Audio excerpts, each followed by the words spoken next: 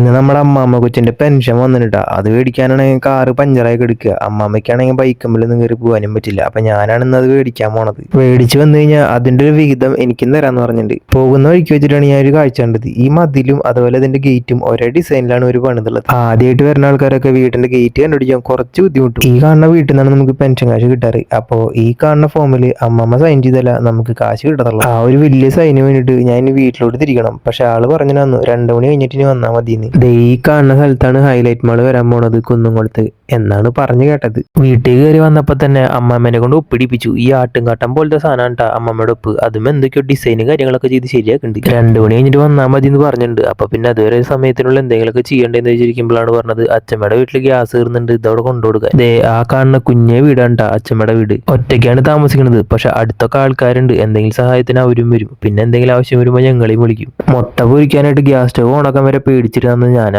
ഞാൻ എന്തൊക്കെ ഇപ്പൊ കാണിച്ചു കൂട്ടണത് എനിക്ക് എന്നെ പിടുത്തില്ല. അങ്ങനെ അവിടുത്തെ പരിപാടിയൊക്കെ തീർന്നിട്ടാ. ഇനി ഇവിടെയുള്ള കാലുകുറ്റി നേരെ വീട്ടിലോട്ട് കൊണ്ടുവരണം. അങ്ങനെ അവിടെ യാത്രയും പറഞ്ഞേ ഇനി നേരെ വീട്ടിലോട്ട്. 5 മിനിറ്റിൽ പരിപാടി തീർത്ത് വീട്ടിൽ വന്നിട്ട് ചട്ടിയിൽ എന്ത് മീനാണ് നോക്കിയപ്പോ കണ്ട കാഴ്ച കൈപ്പയ്ക്കാണ്. അത് കണ്ടപ്പോ തന്നെ ചോറ് കഴിക്കാനുള്ള മൂടും പോയി, വിശപ്പും പോയി. സമയം നോക്കിയപ്പോഴാണ് 3 മണി കഴിഞ്ഞേക്കണ്. അപ്പോഴാണ് ഓർത്തത് പെൻഷൻ കാശ് മേടിക്കാൻ പോകേണ്ട കാര്യം. പെൻഷൻ കിട്ടണേന്ന് ഒരു വിഹിതം എനിക്കും തരാന്ന് അമ്മമ്മ പറഞ്ഞുള്ള കാരണം കൊണ്ട് പിന്നെ എനിക്ക് വലിയ മടിയും തോന്നിയില്ല. 10 മിനിറ്റിൽ ഞാൻ പുള്ളിയുടെ വീട്ടിലെത്തി. അങ്ങനെ പെൻഷൻ കാശും മേടിച്ചു.